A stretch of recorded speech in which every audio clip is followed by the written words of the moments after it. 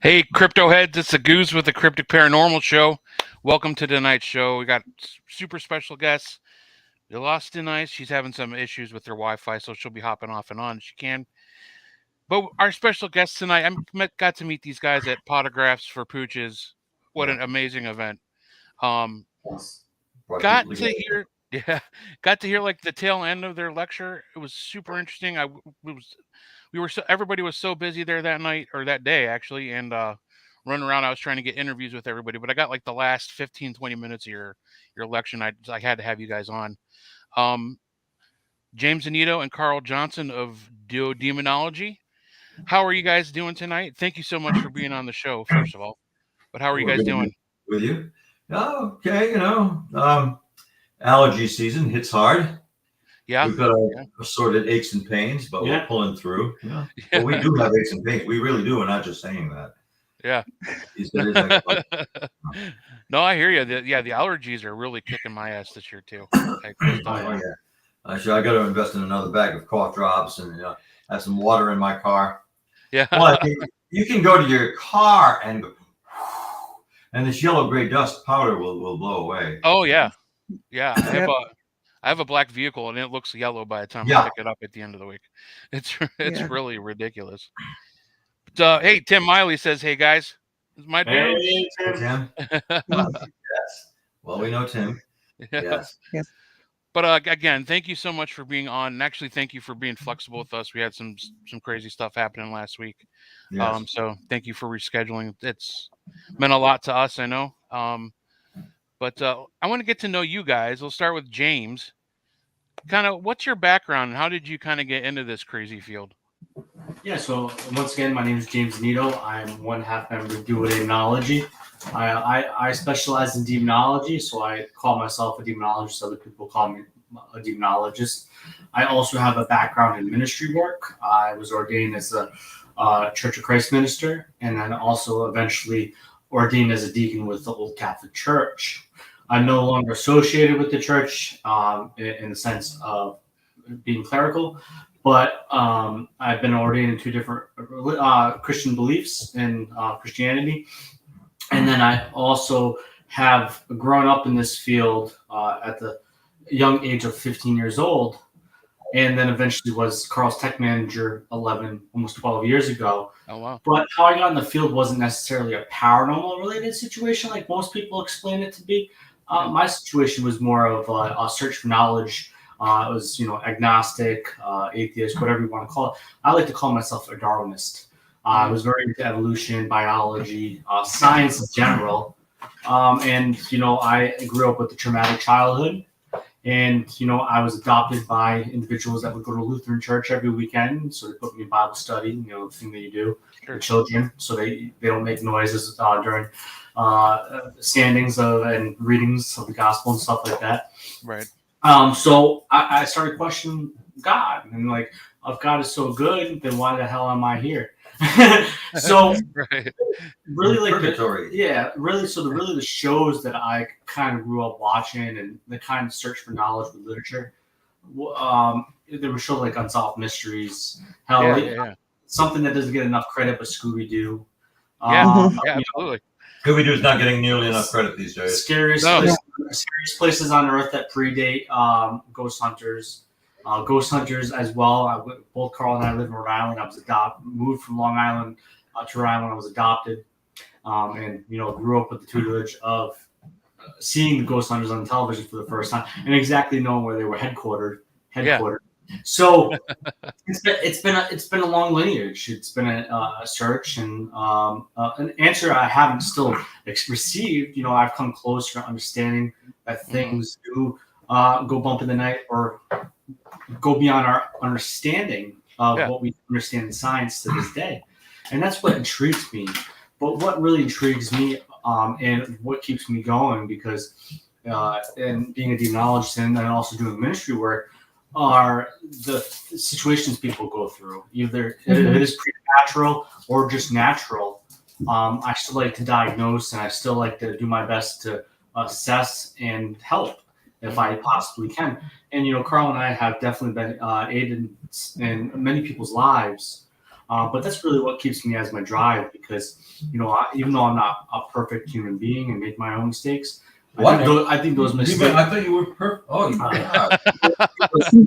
I'm really letting down now. I think those mistakes I've made, and the things that I've been dealt, give me the great ability of using that experience and giving that to people that are currently dealing with it today, regardless like it's supernatural or natural. Yeah, maybe if you had a more, straight and orderly, system to your life before. I mean, I know probably want to get into it. Yeah, you had some chaotic things happen to you, and you straightened them out. Kudos to you. But maybe that gives you a broader perspective to help other people with their for sure. Yeah, to kind of rise out of that deep down and rise above and figure it out and change your life around. I definitely think that's what and Carl will explain probably what he went through. I think that would be your next question, I hope. He went through. They're going to gloss right over me, man. Find this taking James. Good going. But you went through a different situation though. But what you're correct, Carl, is that if I didn't go through that situation, I probably wouldn't do what I'm doing today. Nor if you look at the other people that do this, like you, your brother, Ralph Sarchi, so on and so on, there has been sort of trauma or something involved with our lifestyle that kind of like that changed our perspective of how we look at things, right? I think it helped, not just being a paranormal enthusiast and a paranormal investigator. Mm-hmm. I think that forged your path to becoming a demonologist, because it's not for everybody, to be sure. And I've noticed people have a unique, if not upbringing, a certain set of experiences that forge that interest in demonology. Why do they want to explore the darker side? There's usually some direction that motivates them and pushes them towards that. Whether it's meant to be, we can't know, but it seems to be a certain path that will put somebody on the road towards demonology specifically. Right. Well, that leads us to you, Carl. How did you? Oh, do you have a question, Denise? I kind of have a theory. Like, is it possible that people who experience those types of things like look for another reason? Like, it can't be that human beings are just that terrible. Like, maybe there's something beyond that and something supernatural that's causing people to treat me this way. Just a thought. Well, for my answering for myself, I think we're pretty terrible as a species. I think the human psyche has a propensity for great malice. But as I mentioned, I alluded to when I was introducing James. I think that there are currents and eddies. There are trends. Why do we keep running into it? Well, now we get called, because we're known to specialize as demonologists. Right. For me, it seemed that somebody was always deterring me from just being a straight paranormal investigator, and I always wanted to go over and look at something that seemed more malicious or inhuman, demonic. Something was always nudging me towards that. And several instances early on I can think of. But James, I know he's had the same experiences, not mirroring mine, but he's had that succession of experiences that pushed him to the dark side, not haphazardly exploring it. I mean, we all went through our time where we were just, hey, what's this? Let's experiment. Let's go to the darkest, scariest places. But it becomes orderly when you're looking for a certain mean, looking for, all right, what's the cause? Why do people have these funky things in their head? Why do some spirits seem to have a real attitude? And why are people bothered by them? Why do people say they have problems that they feel are spiritual, not just psychological? There's something devilish, something demonic, So that just has always fascinated me, the human psyche. Why are we, why do we have this dichotomy of dark and light, good and evil? It seems to break it down. It makes life easier to understand if you think in terms of good and evil. I know, but I had some instances when I was growing up that set me on that path, initially. I think they're kind of interesting. One pivotal moment was I grew up in a haunted house. Mm-hmm. So I had quite a few pivotal moments, you might say. Just when you're living with it, now you look back, I wish those things had happened as much now. But it was just spooky to see, like an object move itself across the table, or the TV shuts itself off and then turns itself back on, but it's on a different channel. And my mother's coming to get a drink of water, and we heard, my brother and I, and my baby sister at the time in the kitchen, we heard the glass of water is suddenly empty. Things are like disappearing all over the house and ending up in other places. And said, yeah, I know I'm disorganized, but this is ridiculous. So even my father, who was very much a pragmatist, I remember him saying one time, he was looking for phone numbers, and he said, it's eerie the way things disappear in this house. Things like that made me wonder, is there more to this life than what we see? I mean, if we're good, we go to heaven. If we're bad, we don't. We go someplace else. And we'd strive to be good through our lives. And you better not steal anything, because God will know, even if other people don't know. So we were on that moral course. I was also raised a Lutheran. And but I said, there's something more to it. There's another dimension. It's not just all angels and devils. There's something in the middle. There's some force. We call them ghosts or ghosties. And then some of them are ghosties. Ghosties. That's how Scott. Is that like a sector over there? Ghosties. Other things that happened was in 1967, I was looking out. Back then, I had to stand on something to look out the window. I just happened to be looking out the bathroom window, and it was dusk, just nightfall. There's still some daylight, and I just happened to look at the right time. I saw streaking through the sky a meteorite. That was scary, because I thought, I'm waiting for the big explosion that sounds like an atom bomb. Because it was a rock, a ball of flame. It actually had orange and red flames licking it. And left a smoky streak. Ooh, I've never breathtaking, never seen that before. And it's coming down, no sound. It must have burnt up. And this wasn't way distant. I mean, unless the thing was huge. It was just, I could see the flames licking it. I had the same experience in 1972 when I first started driving, and driving down Route 101 in North Scituate, Rhode Island. Over the reservoir, the Scituate Reservoir, the road is carved into the two sides of the reservoir, and driving back to my parents' house, and there I saw another very similar fireball. By this time it was early evening, but it was dark, so I got to see it even more highlighted, the black background of the sky with these flames licking it. And again, I'm waiting. Oh my God, we're done, and this is going to be like Chernobyl before Chernobyl. And but it didn't make. Again, it must have burned up in the sky. I didn't find any meteorologist reports about it. That thrill, that like terror, thinking my number's up and there's absolutely nothing I can do about it. The town is going to be obliterated, and then it doesn't. But that thrill, that like this could be my last couple of seconds of life. But look at this magnificent thing in the sky. Yeah. Look, this is what took out the dinosaurs. Look, and then it's like in like 5 seconds, it's gone. And that's a long time to see something like that. Yeah. Right. So it's like, again, that ignited my sense of wonder and astonishment at how really interesting and sometimes bizarre this world is. And also at the age of 17, that same year, I met Ed and Lorraine Warren, who were presenting a lecture at Rhode Island College in Providence. Back then, that's before Ed was being called a demonologist, a lay demonologist. They were the ghost hunting couple. And I said, "Ooh, I think I've heard of these guys. Yeah, I want to go see them." So I went to the lecture at Rhode Island College. My brother was there too, and I'm listening to this man talk. It was interesting right away. The Warrens gave a wonderful presentation. They're playing music from the horror series, the Gothic soap opera, Dark Shadows, and we know we're in for something good. And to hear them presenting, I remember sitting back and saying, "That's who I want to be when I grow up. That's what I want to do. If I get paid for time, but that's what I want to do with my life." Yeah. And Ed Warren had a question and answer segment. There's, how many people here have ever talked on a Ouija board? And I'm like,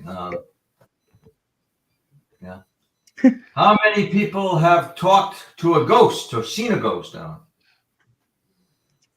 How many out there? Anybody ever done a magic ritual? So, come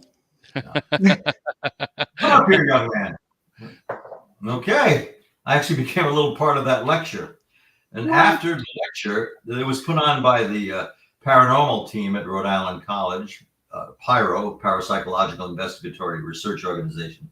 They invited me to join. And they wanted me to come to the next meeting, even though I was still in my senior year of high school. So I became involved with that. That's how I was ushered into paranormal investigation. Instead of just doing it on my own, now I was a member of a team. Yeah.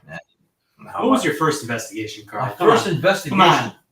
You mean like a residential? Your first residential, not an outside exterior. Not looking at old ruins of the church that burned down. Who cares about that? What was your first investigation? Who cares about that? It was a farmhouse in the town or the village of Harrisville, Rhode Island. Oh, wow. Harrisville, Rhode Island. Round Top Road, this Round Top Farmhouse. And 40 years later, that would be known as Conjuring House. So that started with the family, the Perron's family. I never heard that story, Carl. Well, oh my God! I'll educate you. And, so we were invited to investigate the Perron's house, or by the Perrons. Wow. It's not that we just pulled up and found a haunted house. We were approached by Mrs. Carolyn Perron, and we were the only team in town, team around that she knew of. So we investigated the house. We did that for 2 months. That was August and September of 1973. And by the end of August, I thought, I'm acquainted with Ed and Lorraine Warren, as was our case manager, Donna, and my brother, Keith. I said, wouldn't it be a nice kind of professional touch to consult the Warrens and benefit from their vast experience? It's not that our team ever felt we were in over our heads. No, the house is haunted. Of that we were assured. But we thought, hey, let's consult Ed and Lorraine. Maybe they'll give us some tips. Now, what I didn't expect was Mr. Warren invited himself over. Well, Ed, Lorraine and I will come there. We'll come there. Goody, we're going to be working with the Warrens. How much cooler does it get? I remember being on the phone with Mr. Ed Warren and saying, now, I understand we're going to be investigating this house together. It's our case. Oh, absolutely. You'd like my case notes? Yes, please send them right over. Well, the Warrens did come, and I greeted them in the driveway and assisted with Carolyn giving the tour of the house. I had a very good rapport with Roger and Carolyn Perron, the owners of what would be the Conjuring House. We were welcome at any time. We used to just chat on the phone. I did not know that when I brought the Warrens there, that would be the last time I saw the Perron family for the next 40 years. And it was. Wow. Carol and I she would call me every day telling me about the strange happenings in the farmhouse. And then after they met the Warrens, I didn't hear from her. I said, well, they probably got busy. The Warrens might be on to something with them, or maybe the case is resolved. I think it was 16 days later, Mrs. Perron placed a call to me. She apologized for having got out of touch, but she told me, and therefore our team, that the Warrens had advised them, the parents, that the only way they could be of any help to them, to the family, was if they were the sole paranormal investigators. Ed Warren had said, we were just a bunch of college kids. We could only get in the way. They were the professionals, the real people. However, when the Warrens came into this, it ceased being an investigation and became an intercession. Because right away, Ed and Lorraine diagnosed that and proclaimed it a demonic haunt. Once we were out of the house. Demonic. So they had to take over altogether. So we lost out on that. Which is why there are all these wonderful movies about that case. So, of course, we're not mentioned in it. So did you not think that it was demonic then? No, I never, even back then. I have a different interpretation of angels and demons now. I mean, if we can know anything about these manifestations, I never thought it was demonic. It's different when you're living there, And Mrs. Carolyn Perron, she was not delusional. She was highly attuned and sensitive, and also impressionable. So what would have been an interesting series of haunted happenings to another family, to Mrs. Perron, that became like this horrible, haunting going to drive them out. She would have visions, nightmares, and she had 5 daughters, so they were having the experiences. I just never found it to be that disturbing. But that's how Carolyn Perron's mind interpreted this haunting. The influence was there, all right? It was there. By her spectrum and her filter, that became a very malevolent haunting because it was coming to her at night, was keeping her up. Yeah. She interpreted it a certain way. And that, of course, when the Warrens came in, Lorraine Warren had a vision that was demon witch haunting the house, and they named that as Bathsheba Sherman. Thea Sherman, who was a real person, but it was totally innocuous and never lived in the house. But it's just a cool sounding name. And wasn't a bad woman. It wasn't a bad woman at all. And she got a natural age. Yes. Yeah. In the 70s, early 70s. It was Burrillville, the town of Burrillville, Rhode Island, has the Black Book from the 19th century. And any unusual deaths or occurrences would have been listed in the Black, like a murder, executions, anything like that would have been recorded in the Black Book. Stabbing a baby in the head with a needle. Yeah, that's what they concocted that Bathsheba Thea Sherman did. She was supposed to be this alchemist witch, the demon witch, what they called her. Hey, if you're a good guy, you need a bad guy, I guess. And it was not demonic. I say to this day, there was nothing demonic ever about that house. When it's demonic, you get a feel for it. It's very inconvenient. It's a wholesome feeling. It's eerie, scary, but that's part of the enjoyment of being there. Right. Yeah. Matt Benton made a great post. It's a great documentary, even though he didn't say hello to me. So don't go watch it, people. Don't watch it at all. But to top it onto that as well, Carl and I actually, we've taken kind of quite a break from it right now because of how busy we've been and both of our health issues that we've been dealing with. We also used to do a YouTube series weekly, then bi-weekly, and then once a month. And we also have an episode with Keith Johnson, Carl, myself, moderator, and it's called Conjuring the Truth. It's about an hour and a half long, basically speaking about their start of the story of how they got involved to the dynamics of what has occurred to this day. So you can also go check out Demonologie on YouTube and go watch Conjuring the Truth. That's very cool. Conjuring the Truth. It is. I mean, we had Demonologie presents. Well, and Ghost Star here. And Ghost Star here. You got to promote them too. My brother heads a team near New England Anomalies Research. So go near and do a Demonologie, put together Conjuring the Truth. Okay. I'm writing that down. I'm paying attention, but I'm putting that in the chat. That was on YouTube. Sweet. There you go. I'll have to check that out. I'm always interested. I'm always interested in the true side of the stories. Obviously, I would love the movie, obviously, for entertainment purposes, but I knew that couldn't have been the real story. And to be honest, the first movie, which is more, I would say, more true to the fact of the story. Yeah. Loosely still. It's like the basics. With the basics of it, like I think it's a high percentage compared to the last two movies. But I would say, though, it is definitely directed by one of the greatest directors in horror, James Wan, and he directed one of my favorite movies called Insidious. Yeah. So that in itself, it leads to great credence that it's going to be a decent movie. Yeah. Oh yeah. Yeah, it is. But there's the truth that lies underneath, which is people don't. Yeah. The truth doesn't entertain. Well, absolutely. Yeah, and I get it. And I'm not picking on Andrea, but of course, later on in time, too, the UFO stories that have occurred there now, even though that was never a fundamental thing of that house. Mm-hmm. Carl never heard about UFOs at that house that I know of. So they seem to be around now, though. There has been layers added to it throughout time, and things kind of pulled back as well. So it's a story that, of course, is an enigma. It's like ongoing enigma. It's like it is most haunted house in Rhode Island, like Hinsdale, and I love Daniel Place, and I say this, we've been there many times, but it's like the Hinsdale house is like the Conjuring House of New York, and then so on and so on. And everybody has that place. Basilica Axe Murder House is like Iowa's gig. Everybody has their own place. Like Kentucky's Bobby Mackey's, there has a demon there.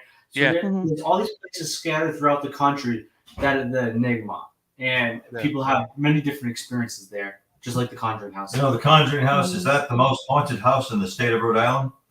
When things are happening, it can be, for sure. Like Tavern on Main. I love Tavern on Main. Oh, we love going there. It's a diner, a restaurant, and an old tavern. And when things happen there, that's the most haunted site in the state of Rhode Island. And if things are happening in both places at the same time, it must be gangbusters. But when you're in a site and things are moving on their own, or you're hearing disembodied voices, yeah, that's the most haunted place for that time. Right. And we enjoy. So, can we talk about Hinsdale? Of course. Yes. Hey, I right love. before we get, I want to go back real quick. I'm sorry to interrupt. No, I want to talk about Hinsdale. Okay, we'll talk about Hinsdale. All right. He wants to change the railroad tracks. No, He wants to divert them No, over here. we'll hit. I want to make sure we hit Ashley's question, but we'll do Hinsdale since we're talking about locations. Yeah, sure. And then we'll go back to Ashley. Yeah. So, what's your question, D? Yeah, it was already up there. That's fine. No, I just love Hinsdale. I just want to know your thoughts on it, and because it's one of the most active places I've ever been to. Yeah, for sure. You know, I'll take this one first, Carl, and then you can take over because I actually introduced Carl. Yeah, you've been there before. I think what is a year ago? It was your first time there last month. Yeah, no, 2 years ago. Oh, 2 years ago. 2 years and 2 months. This month. Yeah. So. Oh wait, it was this month. This month. 2 years ago. Okay, this month. 2 years ago. Oh no, last month. You're right. 2 years ago in May. May of 2020. And so I actually had been going to the Hinsdale House before Daniel Place owned it when Bill Connolly and Chris Conlon were running things there and pocketing all the money and running around with it instead of putting the money in the house. I've actually been investigating that house for a darn long time when it was dilapidated until the moment of where it is at today. And, you know, I applaud Daniel Place for putting the money in that damn house because there's a lot of people that own haunted properties that just pocket the darn money and they don't give a shit about that place. And you can whatever you want, it's your place, but preserve history, preserve the moments for not just investigators, but for, you know, of course, history in itself. You know, there's so many folklores contained to that house of local people, and even New York and the South people have heard of it. So, you know, what Dan has done by kind of putting the money back into preserving it, I give him so much credit because when we were there, the very first event that was held there was Larry Calhoun, Resurrection Entertainment, Christopher St. Booth was there, I was there, and Psychic Medium was there, a few other people that have kind of come and gone since then were there. And it was like so decrepit. It was like we're really breathing this in right now, and it was bad. It was really bad. We're sleeping on these couches that have been here like since like homeless people have slept on them. There was a nice coating of guano. I was preserving them with the guano. But the one thing I'll say is I've always had some experience there. It definitely is a smorgasbord of activity. Like people don't know the true story truly about what happened in that family and the things that occurred that had Laura commit suicide. But in the same token, a lot of trauma did happen in that house. There was a minor rite of exorcism done on the house. There is things on that property, regardless if it's ancient or new age, that is there that has been kind of formatted there to protect that land, or some sort of psychic projection has imprinted on those grounds. Something is there. People have experiences there. But one thing I've always noticed is just like the Conjuring house, that house, and I think this is maybe Carl can take over, that house reacts to the individual and your personality. So how do you feel about the Hinsdale house? Because I've been there over a dozen times. So how about you, Carl, with the few times you've been there? Well, I think it's going to be quite active if people come in with a smaller group or a smaller team because you can reserve. And it is a small house compared to how many people can be stuffed into there. When I went there, it was very active. I couldn't deny that, refute it at all.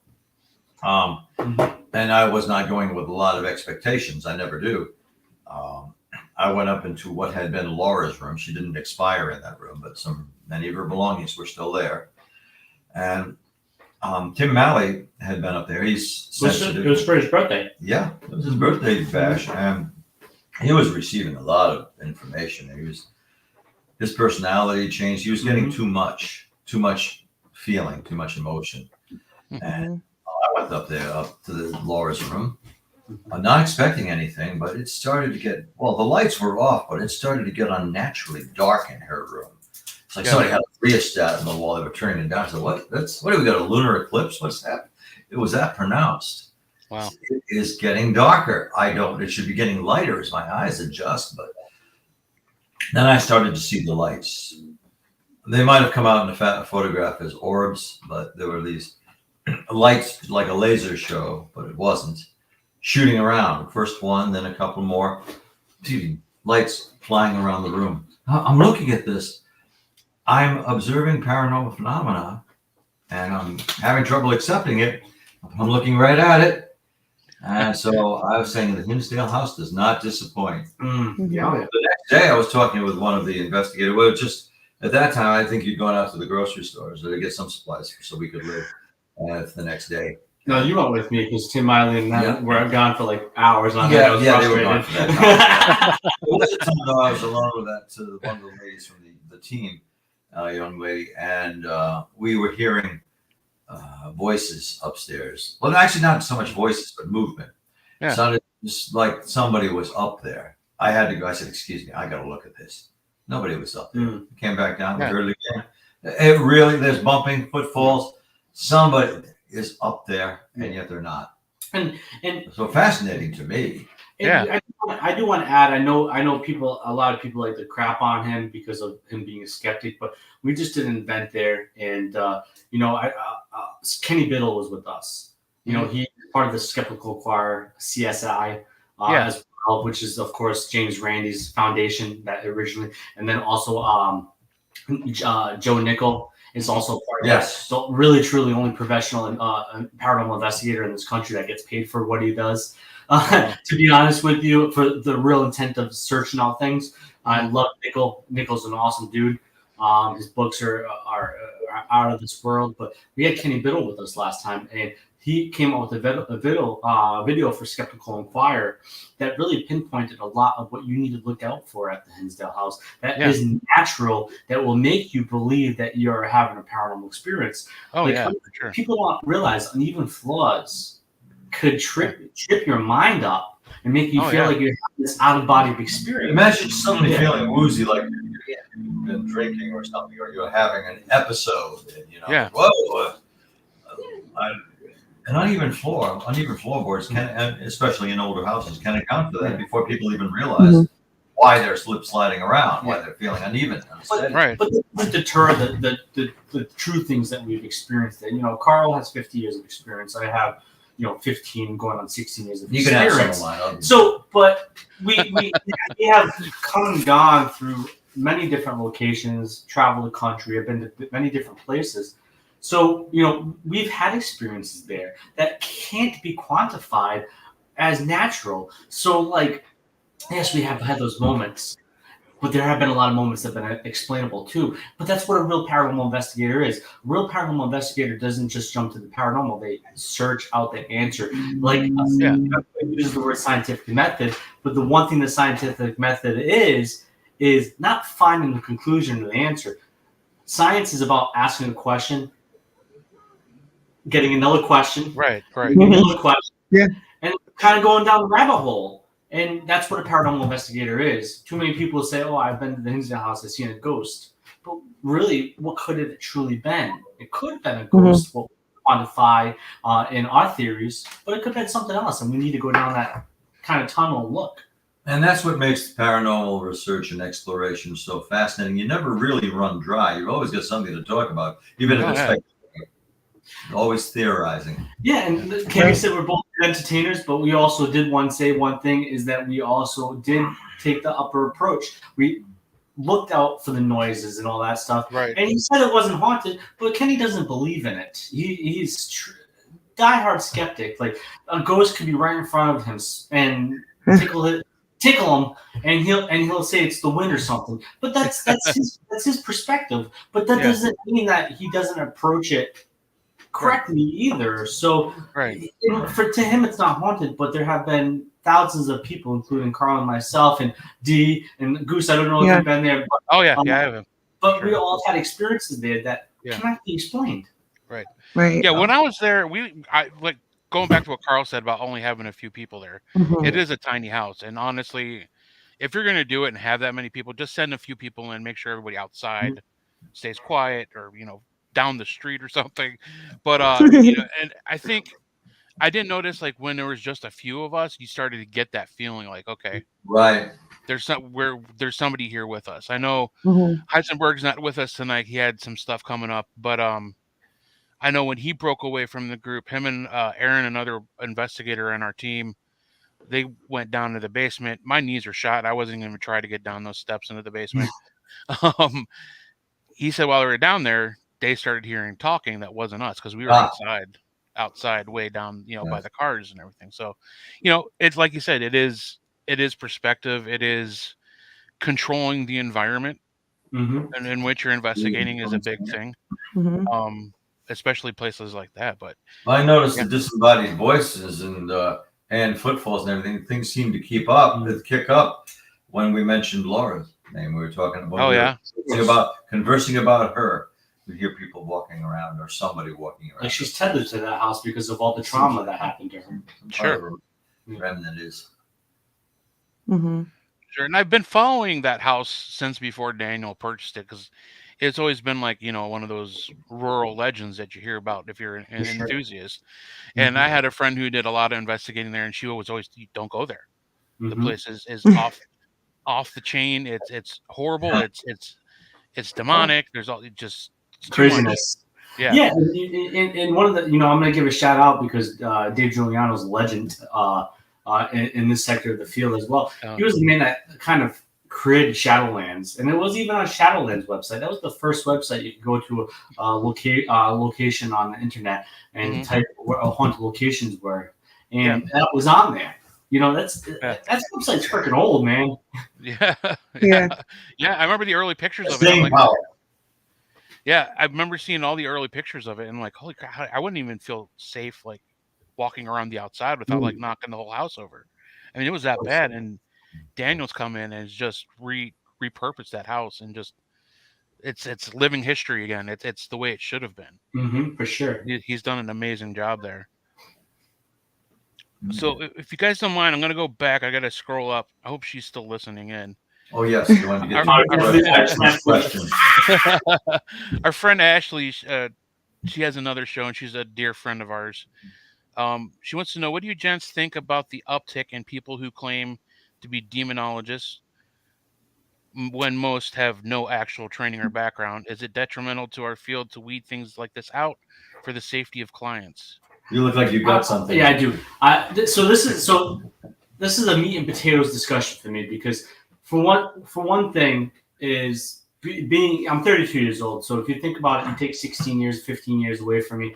Yeah. 15 years old, I started this. Yeah. And in my early 20s, I was starting to be called the demonologist. I had we've kind of separated ways because our group fell apart, and I learned a lot from Carl. But I knew what I wanted to do. I wanted to continue my research in demonology. I was then ordained in the Church of Christ ministry because I was a pastoral assistant. So I went down a lineage that I knew that I didn't just want to collect data anymore. I wanted to collect data, but also implement what I could collect, what I could read, what I could learn from people like Carl, Keith, Ralph, and so many other people, John Zaffis, so many people that I've worked with or picked their mind about or became friends with, and implement that. And the thing about demonology is, unless of course I'm a theologian. Technically, I have an associate's degree in theology. But the thing is, unless you actually become a theologian and get a degree in theology, you're really not an accredited demonologist, because guess what? Demonology is just a branch off of angelology, which angelology is a branch off of theology. There's Christology, Hamaratology, and so many other ologies within theology in the Christian sense. So you're really never an accredited expert unless you actually garner that degree. I'm only an associate. There's masters, there's PhDs in theology. Very smart people that have encompassed theology. To me, they're the experts. They're the people that know the full-fledged of angels, demons, why Christ was necessary, the Holy Spirit, sins, like Hamaratology is the study of sins. So they're really the expertise in that sector of things. But there are people like Carl, myself, and other people that are demonologists that have kind of a respectable background. We have that little flavor of everything. We've kind of come across everything. We've expanded our literature of not well, for Carl and I, outside the Christian realms of things. Yeah. And we looked at the occult. We looked at all major belief systems. And what we try to tell people is demonology is just a study. You can pick up a darn book and you can call yourself a demonologist because technically you're studying. That's an ologist. Ology is the study of, right? So you're studying something, but great. What is wrong and what we need to weed out are the people that become demonologists, start applying it, which Carl and I call applied demonology, applied demonologists, and start going into people's houses, misdiagnosing situations because they have schizophrenia or dissociative identity disorder or some other mental health issue that's part of the DSM-5 or just traumatic history of being sexually molested or abused, and going into somebody's house and say you're dealing with a demon and then start trying to perform exorcism on someone. That's what we need to weed out. We need to weed out that crap because what happens is like things like in Florida. I forgot how long ago it was, probably a couple of years, 5 years ago now, 4 years ago. There was a team that had a demonologist, and they told the family, "You need to burn the demon out of her." They burnt this young girl alive, even though she survived. They burnt her over stupidity. Oh my God. So in that essence, there needs to be people like Carl and I that approach it with level-headed. We're very optimistic individuals, but we're also we don't tend to go away from being cognitive. We try to think of the situation first and foremost. We try to be not something that's we try to not be subjective. Right. You know what I'm saying? And that's something I learned a lot from Carl, especially growing up and being his friend, and learning from him. But that's what a demonologist needs to be. They can't just start throwing the crucifix and holy water at people and hoping that's going to be the fix. I think I'm going to become an archaeologist. I'm going to get a book from the library on archaeology. Yeah. You'll meet a different person when you see me again, because then I will be an archaeologist. Well, some of your pictures look like you are Indiana Jones or freaking. Thank you. Depends on the hat I'm wearing, I guess. Yeah. I'm crawling through in that picture. Did you understand all of what James told you? Do you want him to reiterate? Okay. Go for it. If you want to reiterate. How about in your words now, Carl? Yeah, I'd like to hear everybody's perspective. The wordsmith. He's the wordsmith. Yeah. The word was Smith, and it came to be. Yes, well, be wary of somebody that uses a title, of course. I mean, you need labels to some degree, of course. But, to be a demonologist, people put a lot of credence in that. Like, does that mean you see demons? Have you summoned them? You can banish demons if you're a demonologist. Right. Well, we have a definition of demonology that we at Demonology use. It's simple. It's demonology, the systemized study of the lore and cultural traditions of wicked spirits. Simple as that. It's a study. Yeah. One can be an academic demonologist and just research, or one can be an applied demonologist and actually counsel people or speak to them about their experiences, and we try to do both. So academic and applied demonology. And I think of myself also as a cathonicist. Trouble is, people really don't know what that means most of the time, and I won't get invited to parties anymore. Or be on radio shows just like this. Let's have a cathonicist! Hey! Well, that's just we'll study the classic underworlds, the nether spirits. Like Greek mythology. Yeah, Greek mythology and all that. Like, Kronos, the Roman version, Saturn, and, Jove, Jupiter. Words like Nergal, Nibiros, Lilith, Hecate. These are all those, well, that's a little. Pazuzu,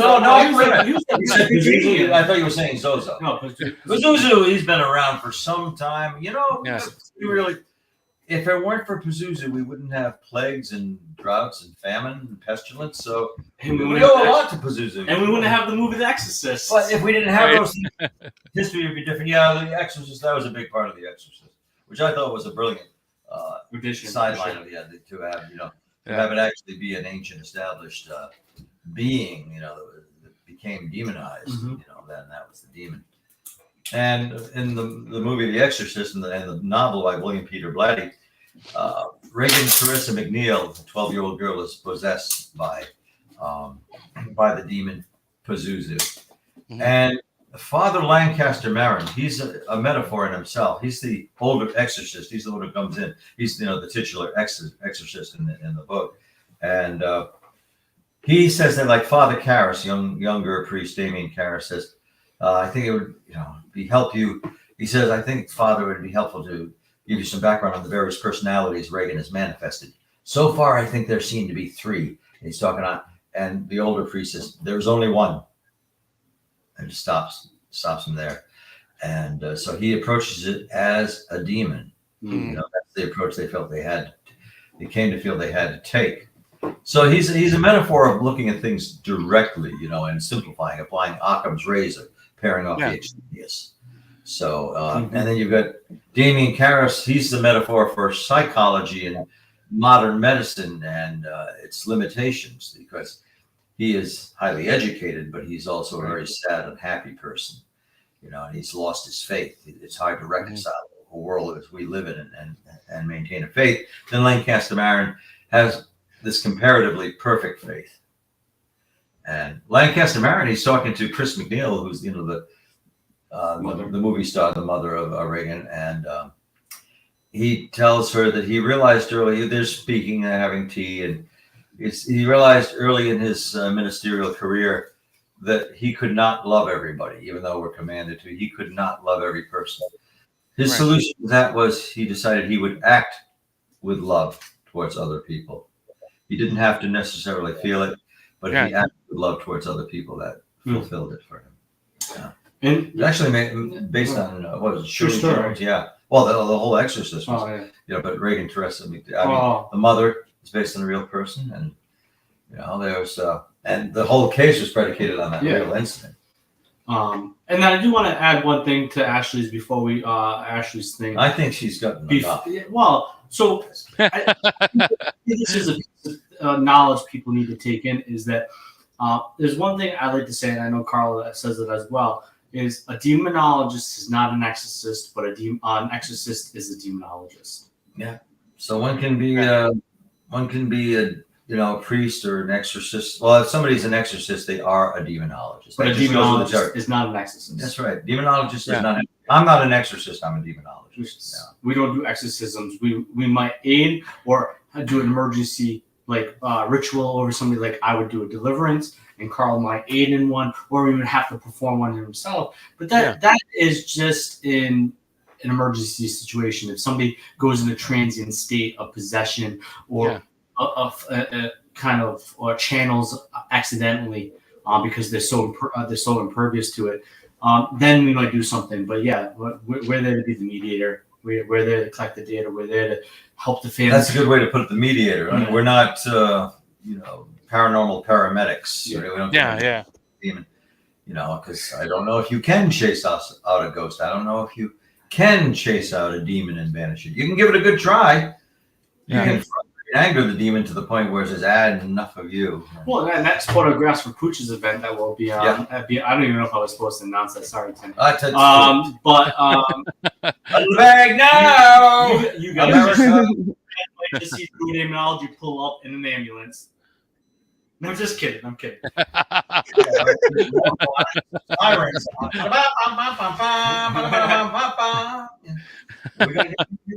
No. Oh. Unless you're gonna help me put the loan in. Yeah, that'll be our one life's project.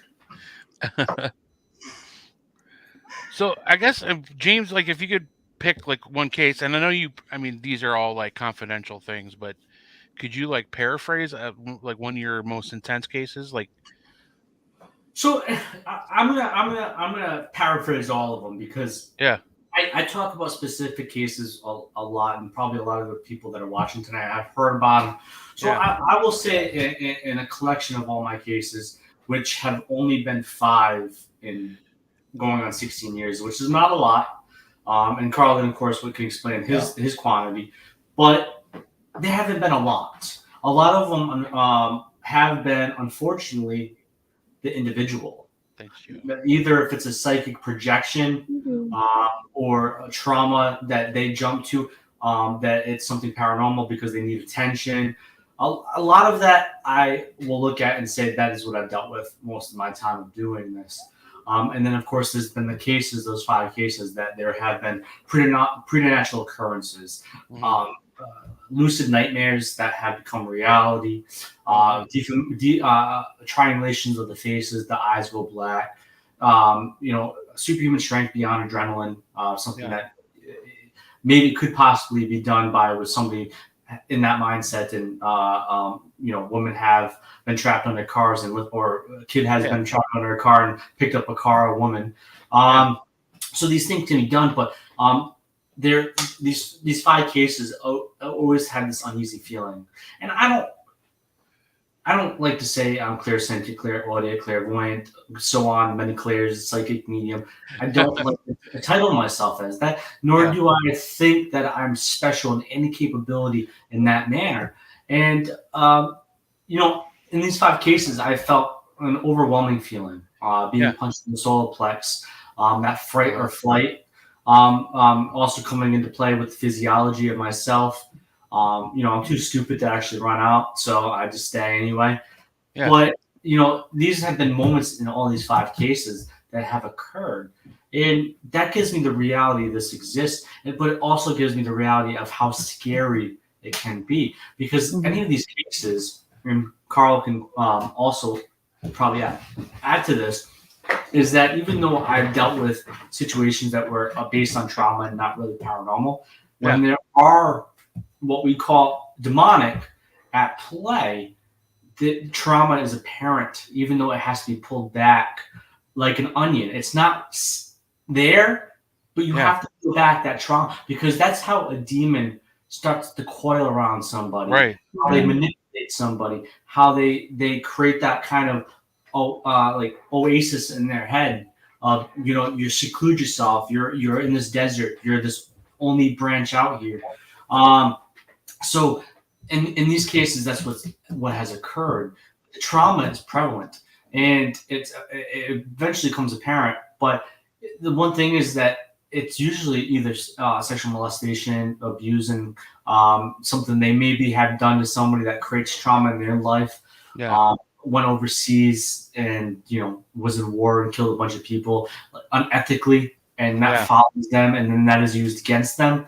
So there's many things that they can contort and twist, but these are the cases that have kind of unraveled that way. And it's not like Carl and I come in and automatically know it's demonic.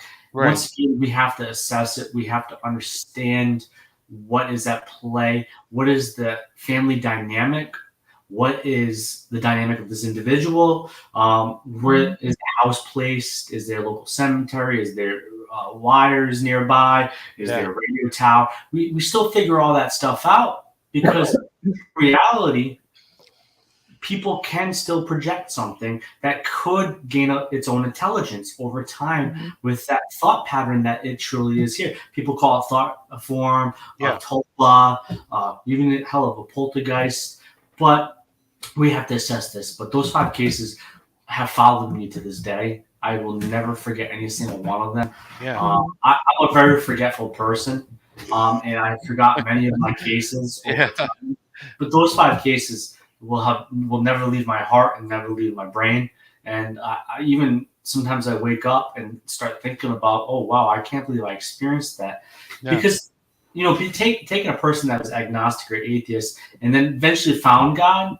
But when you find God, that doesn't mean you find angels and demons. You don't necessarily have to believe in the whole caboose of everything. You can believe in one thing, and like most priests don't believe in demons. So I didn't believe in demons until it smacked me right in my face, and I dealt with my very first case, which was a possession of an individual, early 20-year-old, with a family with a baby, and the baby thought we was at risk. So, in that situation, this was in Salem, Massachusetts, but of all places. Oh, wow. But Populous state. Conversion. But it was those moments, and especially that case, that really kind of sealed the deal for me. And it was the after effects. Any of these cases, these 5 cases, have had after effects where it was individuals being friends, and then it tattered the relationship, it pulled them apart, and it started targeting you for helping them as retaliation. But most of those cases that occurred as well, maybe less severe than others, but that was always something that was there and present as well. So, I tell a lot of people, they hear these stories, and some people think they're just stories, but I always hear, "Oh, James, when you're dealing with the demonic case, bring me." And I'm like, "You're silly, because if you want it, I don't want it. As a demonologist, I could care less if I ever see another demonic case for the rest of my life, and that's a Scout's honor." So you don't want it. If you want it, you're an imbecile, and you want to experience something that is people are dealing with, their families are tearing apart. Right. Destroying someone's life. You shouldn't want to be part of that. Yeah, and the thing is too is these are moments that, like I said, stay with you for a long time. They shape you, and they can also mentally affect you in the wrong way. Yeah. One case really did for a long time for myself, but in that same sense, though, is they exist. They're real, and we don't know what they are. We use the word demon or wicked spirit, but they are things that exist. And I want to give a shout out. And I hate to tell the story, but I'm sorry, I'm a timer. Well, Carl, you'll take up the next hour. So, I don't know about that. Braxton and April Roan. Yes. I love Braxton and April Roan. Yep. And they came up for a trip to Rhode Island to see me. We were doing it wasn't to see me. I believe we did an event together at the Paint House. I know it wasn't to see me. Or they came up to see me. I forgot how it was happening, why they came up here. But I actually was working with and I still kind of work with them. I haven't got called from them in a long time, but there's still a group called Sanctuary Paranormal, which is an offshoot of New Jersey Paranormal, Southern New Jersey Paranormal by Dave Giuliano. Dave Giuliano founded both groups, and Sabrina Pasquarelli was the lead investigator at that time. And Sabrina called me on the phone and said, "I have this really bad case in New York. Can you come down this weekend and help?" And I kind of look at Braxton in April, and I said, "Well, I don't know how severe this is, but if Sabrina's calling me, it's probably not going to be good." And it wasn't a great case at all. It was very severe, but it wasn't demonic. And the thing is they experienced that case. It tore them apart. They lecture about it. They were even mad at me for a long time, saying, "Why would you bring me something until like that?" And I basically said to them straight out, I was like, "Well, I let you know that they're calling me in for a reason. It's not like it's unicorns and rainbows either." But that affected them. And that was even I would say a low tier case that I've had to deal with. And a low tier case, most people can't even handle that. And I'm not saying they couldn't handle it, because they did a fantastic job. They kicked some ass in that case alongside Sabrina and the team and myself. They did a hell of a good job. But what it did is it affected them afterwards. Could you imagine if that was a true high-profile demonic case, what it would have did to them, or other outsiders that had never experienced something very similar to that? It would tear them apart and eat them inside. Those are the cases. That's how severe they can get. How about you, Carl? Sorry. What would you like to know? About my experiences with your experience, or your experiences in a lump sum. There have been so many lump sum. It always comes down to trauma. Any demonic situations as such, as self-diagnoses it as such. Something went wrong. Something diverted their life. There's a fissure in their life's history. They had we all have some degree of trauma and upset, of course, but something poignant happened to that individual that rerouted their life's course. May have been a childhood tragedy, may have been a terribly a very sad marriage with a brutal divorce. Or they lost a loved one that they just couldn't deal with it. But that trauma, that emotional, that psychic trauma becomes submerged. And like a balloon, half full of water, you can pop it and pull it, and the bulge goes out, the bulge of air or water goes out someplace. That has to surface. And it becomes personified, and it becomes the demon influence. And it is corroborated by paranormal activity. Mm-hmm. Things start to happen. Book flies off the shelf. Chair moves by itself, Turn themselves on. Now we've got something. How can you deny it? But it becomes personified. That's PK, psychokinetic activity at work, being observed. And then it gets a personality. Now, it may not be a demon from hell. Mm-hmm. It is a demon from within.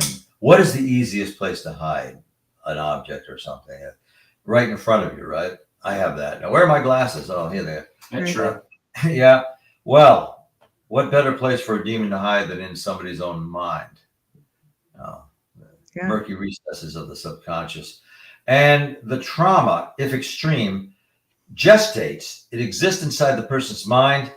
It finds an outlet, finds an avenue of expression through the personification of a wicked spirit, a demon. Mm-hmm. You know what I mean?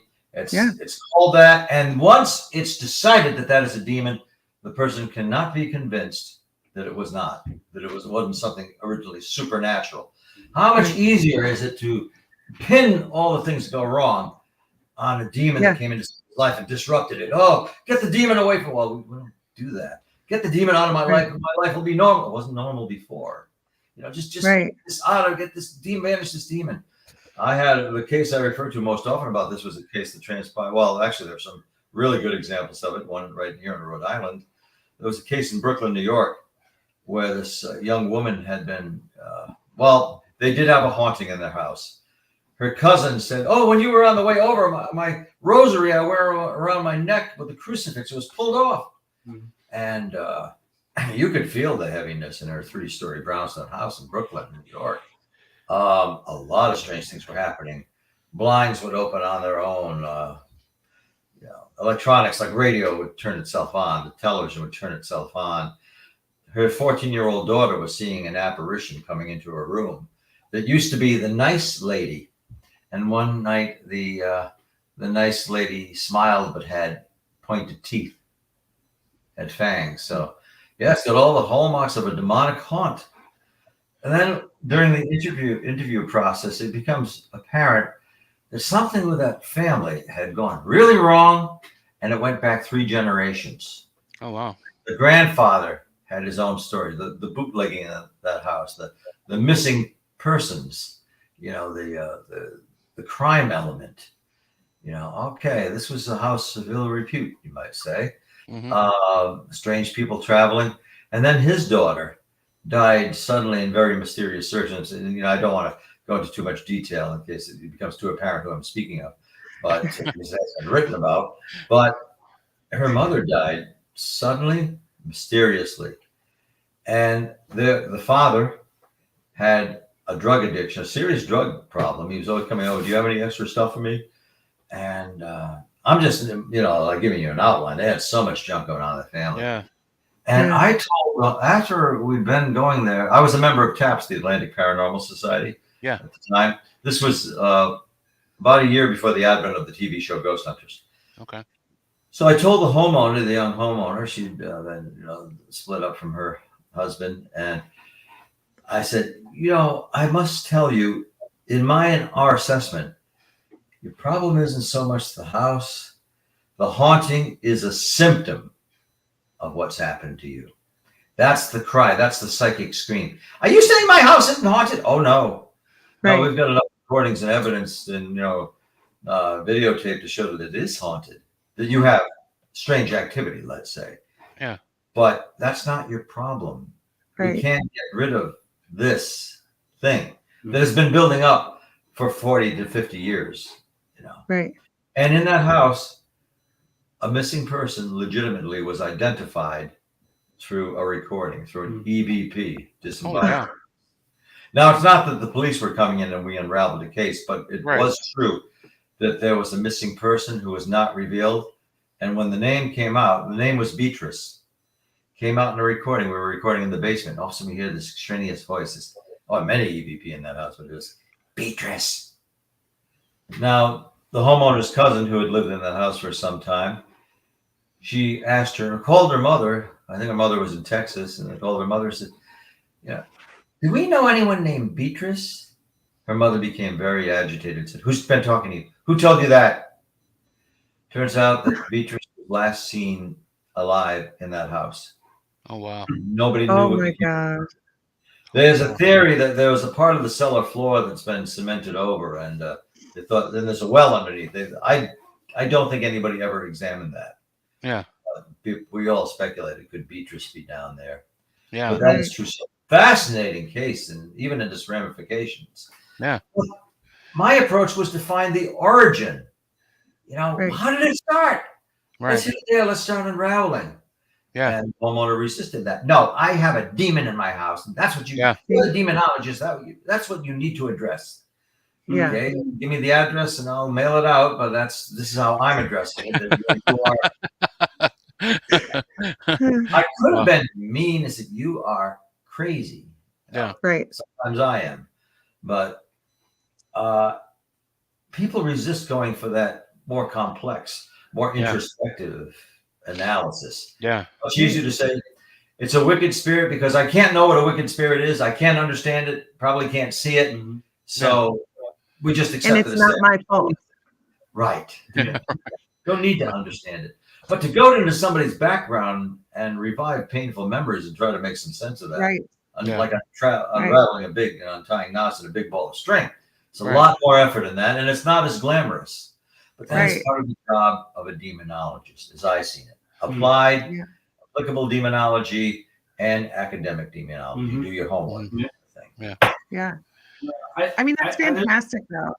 I feel like I have nothing more to say tonight. That's such a. I got pop another cough drop and just Go pour yourself a hot toddy and get some cough drops. Hot toddy. There was a question that Carrie. I just want to any misconceptions.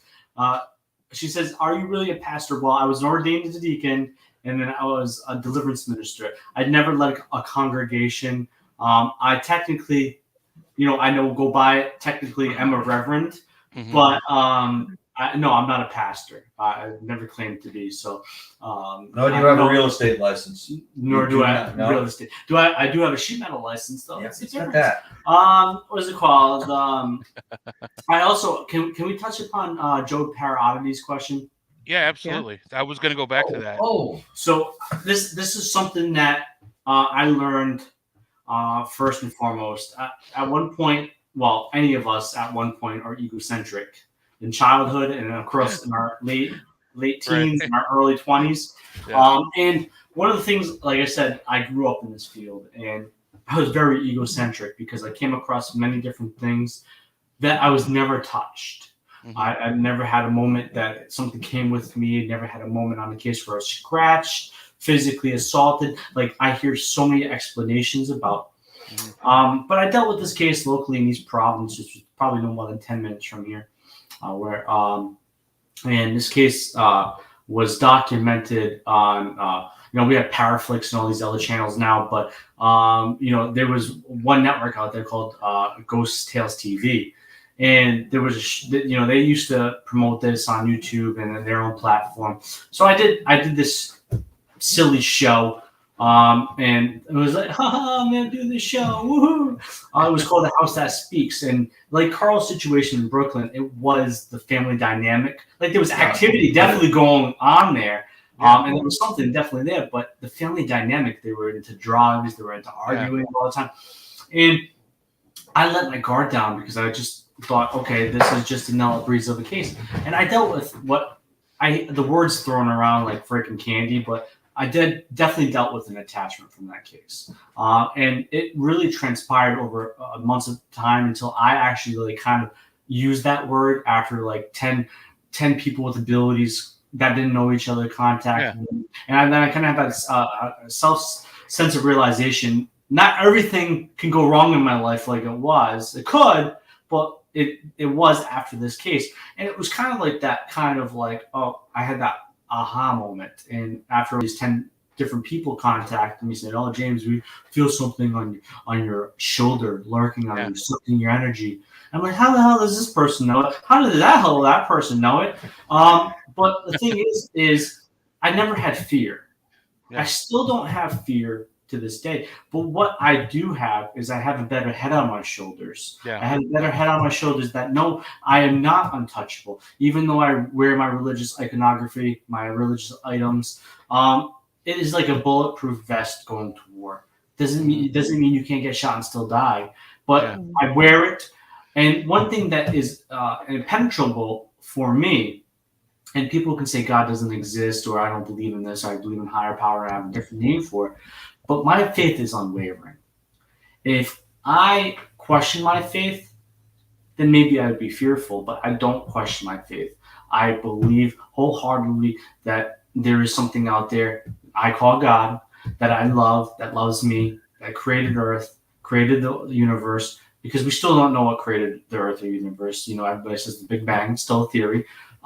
Something happened, but we don't know what occurred. But I also, like Carl said, alluded to earlier, with, of course, The Exorcist, is I carry love in my heart. Mm-hmm. Once again, I'm not a perfect person, but one thing I always attempt to do is I always, even though sometimes I haven't done the best thing for people in different circumstances, I always still try to attempt to do something out of the love of and respect of somebody. And even though I've faltered in this on the personal life in some sense, but in the paranormal sense, I've always attempted to help an individual and do it out of the kindness of my heart. When I'm there, I'm not always serious, and it's not always about supernatural and ghosts and demons. It's about what's going on in their life. I try to be humanistic to them, a human, and try to talk to them of what their goals in their life is all about. And I try to make them laugh. I try to create laughter in their life and try to be funny and be comedian. So I don't have fear of taking something home with me, because if I had that fear, then it would. Laws of attraction, laws of intent, and all that stuff, and regardless, in some way, does exist. And if I had that fear, then it would definitely follow me home. But it's not impossible, and I know that. And if it did, I have to stand my ground. I have to know my faith is unwavering, and I have to do everything in my power to stand still and stand my ground. And if I cannot, I know people like Carl, and I know many other good friends that could definitely aid me in my situation. Definitely. But once again, though, I'm not a victim. I don't ever play the victim role. And I don't think anything could linger with me as long, because I don't have that mentality. I'm always straightforward. I'm telling you how it is kind of person. Yeah. And I don't think anything wants to attach to me. I'm not asking for a challenge right now. But what I'm saying is, though, is even if it did, trust me that I would do everything in my power to, especially with my family, keep my family safe and keep myself safe. Yeah. Mm-hmm. I think that answered Joe Oddity's Oddity's question. Yeah, I recently became friends with Joe on Facebook. So he's fantastic. Joe's an amazing guy. I love him. I just don't take attachments seriously. I've never been bothered by them. You know, I mean, once you're convinced something's following you and it's real, it's got personality, then it's going to create a lodestone. You're going to every successive piece of evidence that seems paranormal. Mm-hmm. And so, oh, your refrigerator opens and closes. Oh, Darren sits with me. You know, and people I've talked to have attachments. They don't last long. They burn out fast. Yeah. They're replicated. Yeah. The exception being if somebody has visited an abandoned asylum or a facility that was of great strife. Mm-hmm. They can have some nastiness to them that follows. Yeah. Myself, I was followed once that I know of. They just didn't make much racket if I have been followed other times. I love that story. Yeah. I had, which story? The one about with the, I like that. Yeah. Slater Mill. Is that what you're talking about? Yes, that's the one. And I love the story too. I worked at Slater Mill historic site for 14 years, within a week of 14 years, a little over 14 years. That is the seat of the American Industrial Revolution. with the arrival of Samuel Slater and Moses Brown all coming together. And yeah, it kicked off in the late 18th, early 19th centuries. Kicked off our economic evolution as a country. I had a lot to do with it anyway. Can't believe it, in Rhode Island. And Rhode Island, Rhode Island. No, the massive dump pile in Johnston, Rhode Island. Nobody else has that, you know. There's a lot to Rhode Island. I love Johnston.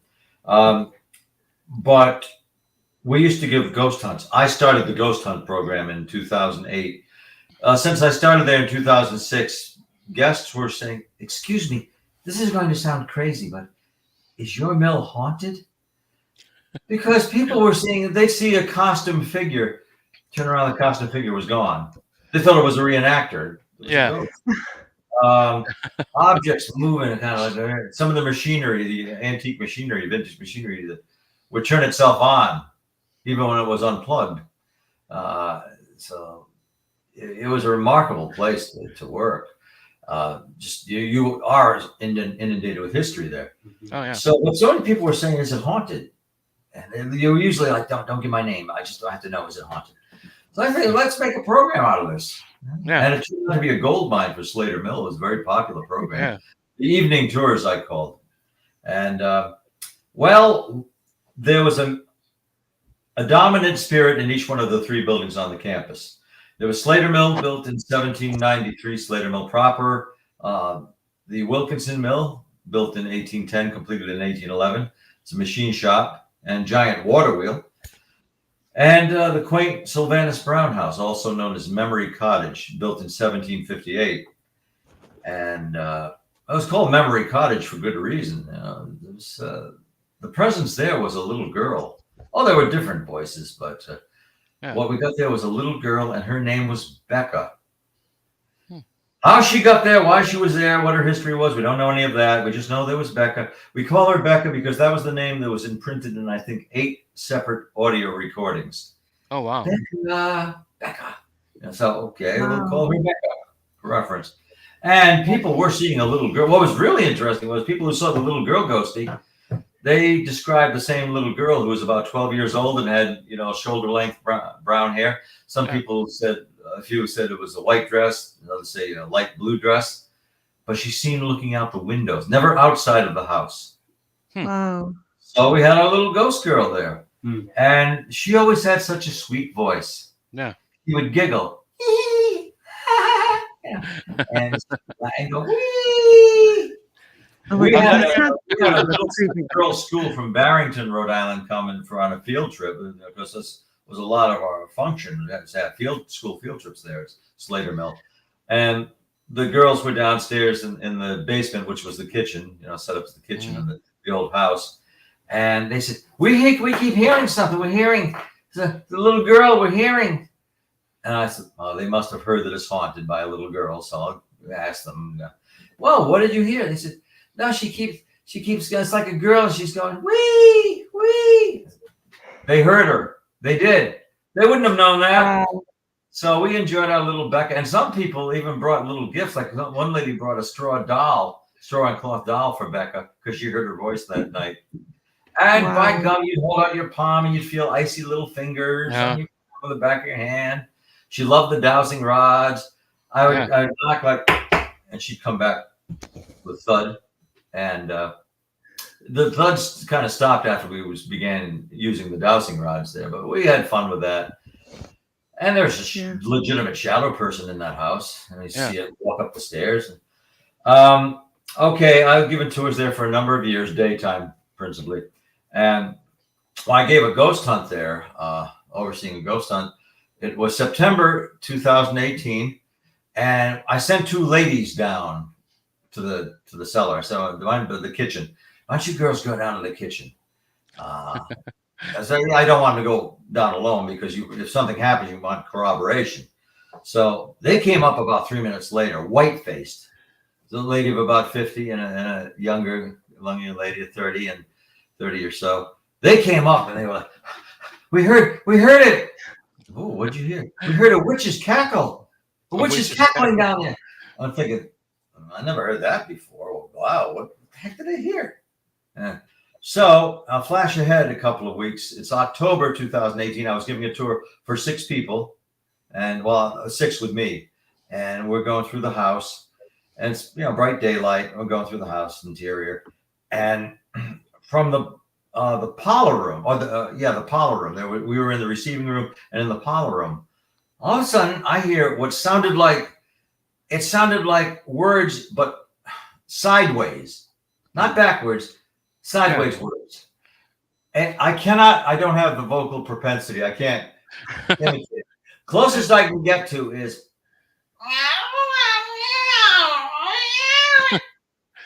That freaked the hell out of me. It was like that. It was like words sideways. Yeah. No vowels, just and then it had that EVP or ABP quality where you hear a spirit voice. I've found it always just stops. You don't get that little resonance, that little echo as we're accustomed to it. It just stops like in a vacuum. I never heard that before. That must have been their witch's cackle. That's what it sounded like to them. Okay. Yeah. And I interpreted that as a spirit. We had talked to it. I had spoken to Becca so much through those years, and other people had come and brought her gifts. This spirit was getting through, finally found a way to talk out loud like that. I'd heard her laugh as loud as anything. Other people did too. But it finally got to talk, but it was trying to enunciate words. Mm-hmm. And that's as close as it could get. That's as close. Wow. Okay, now you're going to flash ahead to 2 years later. Slater Mill went out of business for tours. They're giving tours again now, but not in the same form. We couldn't have school groups in anymore because of the COVID scare. Right. Also, the National Park Service took over, acquired Slater Mill, which had been in the works for some time. Then it happened quite suddenly. It finalized. So I'm out of a job, as is everybody else there. 14 years. Boom. Yeah. My severance was, it's been nice working with you. Oh, geez. So, I mean, that's the way it had to be. Right. And so I was taking it was 2 months later. It was May 2020, and I had taken a walk in the woods on my meditative paths out of my hometown of Scituate. I was driving away from the site. I was driving from Rocky Hill Road in Scituate onto Elmdale Road, taking that right turn. As I'm taking the turn, in my car, the passenger seat in front, I heard as clear as anything. Nope. I heard exactly that sound. Nope. I could even tell. Well, before I could tell it was coming from that parlor room in the old house. This was in the seat next to me. Right. Exactly the same. My idea was that, kind of like through echolocation or LiDAR. This, if you've heard the term quantum entanglement, that's a theory developed by Nathan Rosen and Albert Einstein, that particles can be excited, and they vibrate or excite in sync. Usually, when this has been observed, the particles are a micron apart. Okay. But in theory, they could be a solar system apart, and they excite in the same way. One particle influences the other, or they both influence each other. Maybe that's how it found me. Maybe it was looking for me with some kind of sentience. Knowing I was the ghost guy, I was the one who talked to the ghost there. Mm-hmm. I was the kind person, I would give the ghost hunts. Yeah.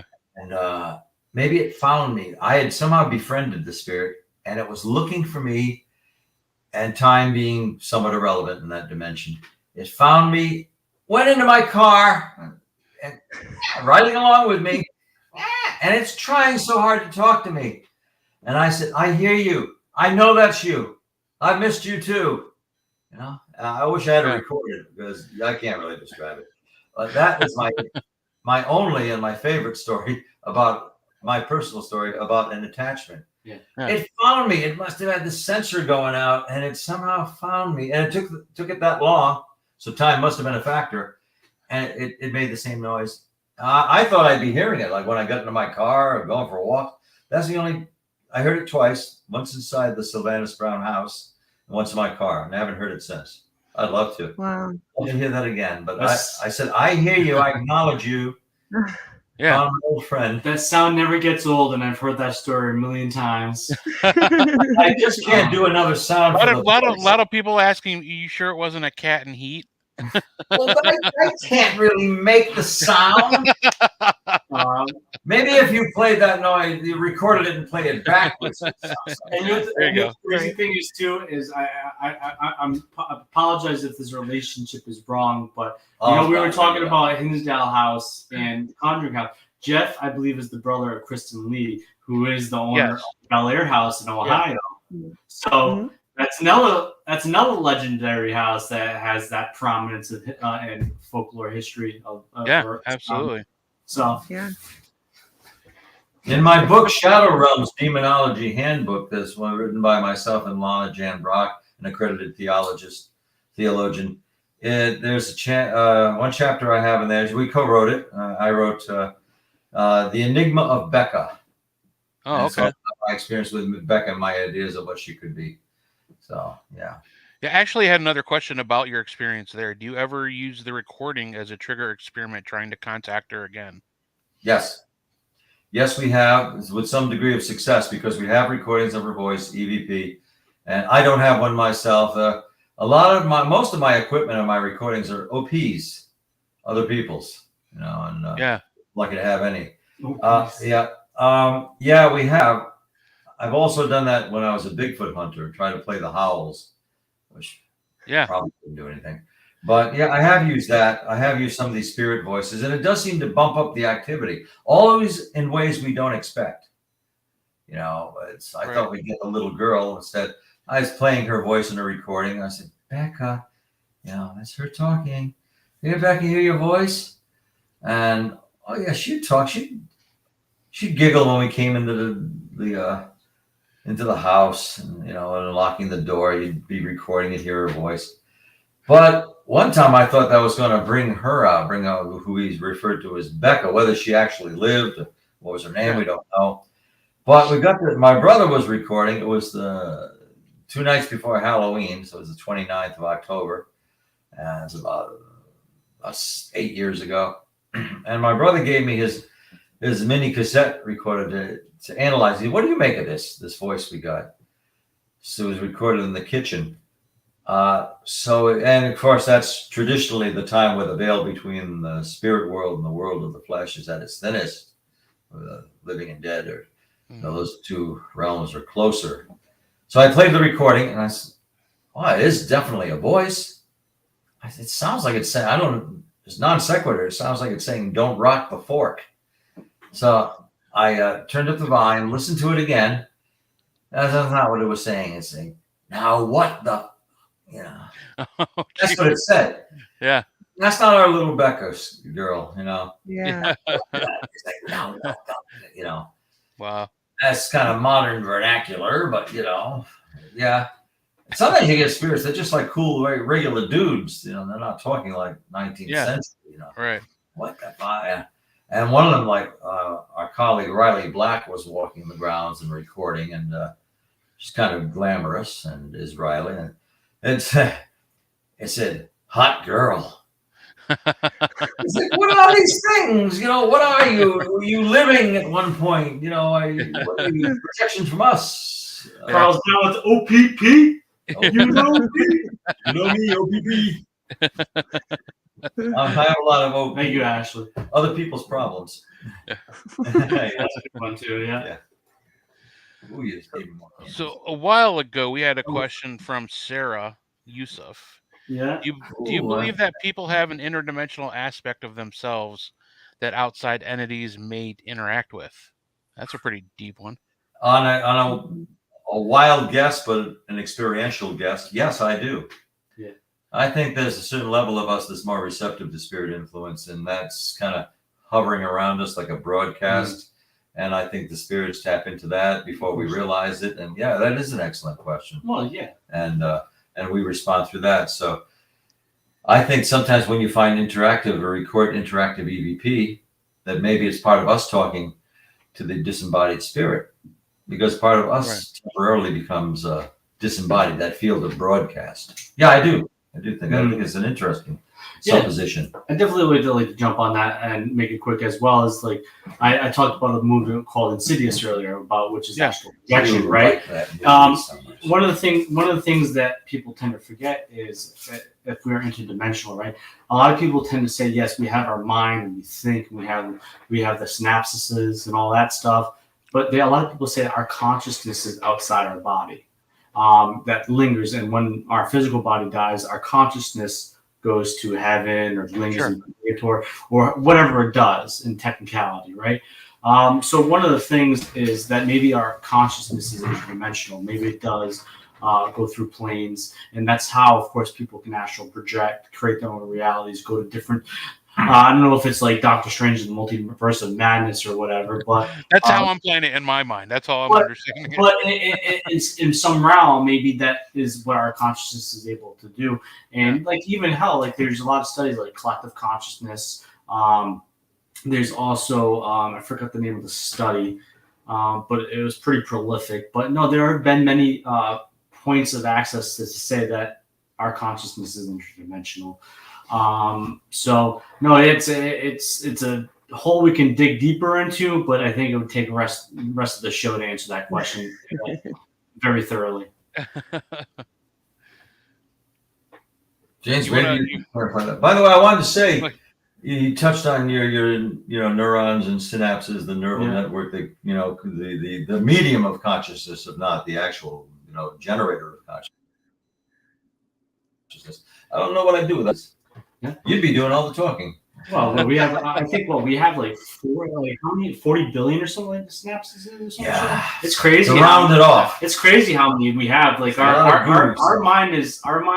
I know, as humans, we always like to say that we are the ultimate being, but in reality, our brain is a pretty complex creation. And hell, the computer, what we created, does process a hell of a lot of data faster than we can. The one thing it can only do is it's linear.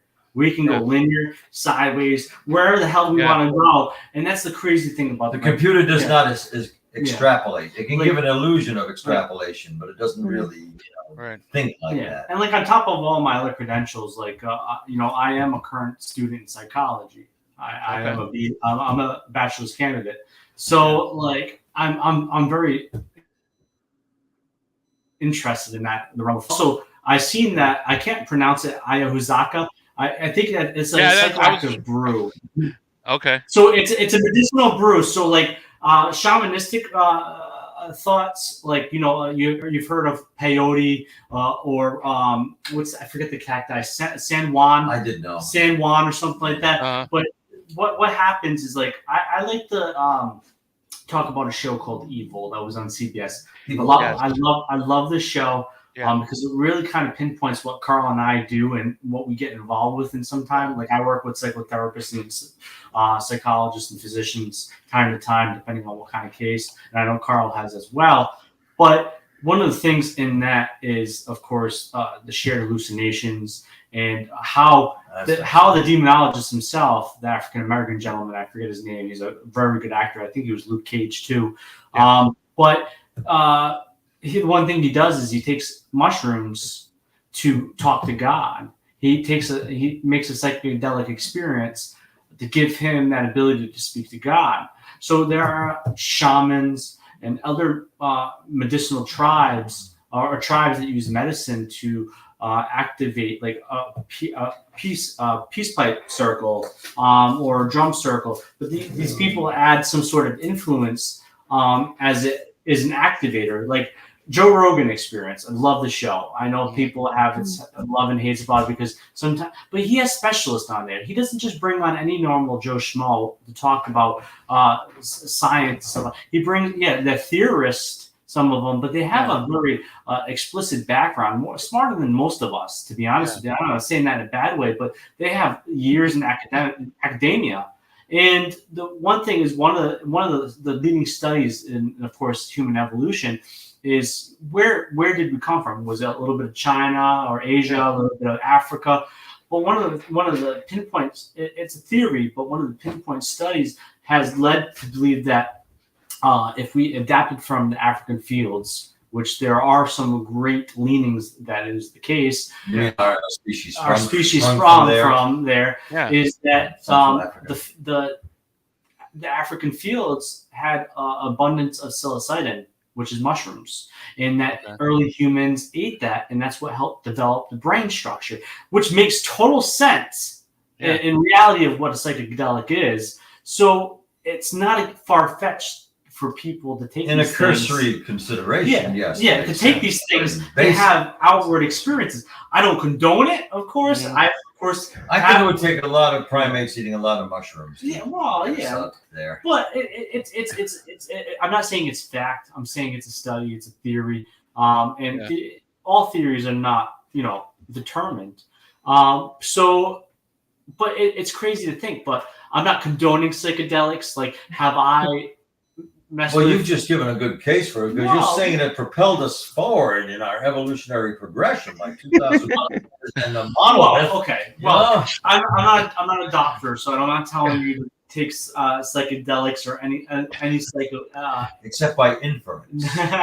But what's it called? But no, like, to be honest, like, and I guess maybe I should lose my religious bad, but I've tested psychedelic experiences. Like, I did peyote with the Peace Circle at a powwow before. I gave my mushrooms to a friend. I don't need any help staying awake at night. But like, I've attempted these things because I think if you really want to understand what your mind is capable of, what you can experience, there's some things that you do, especially those things like the medicinal herbs, like what she explained, and of course the cacti. I can't say it now. I can't say the word. They're natural chemicals. Totally blew out of my head. They're natural chemicals. It's not like you're and like psilocybin. It's a mushroom. It's natural. I'm not telling you to go do freaking acid and other stuff that are man-made. Don't do that stuff, guys. Of course, but no, it's interesting to experiment. Like, of course, the gentleman did in Evil, and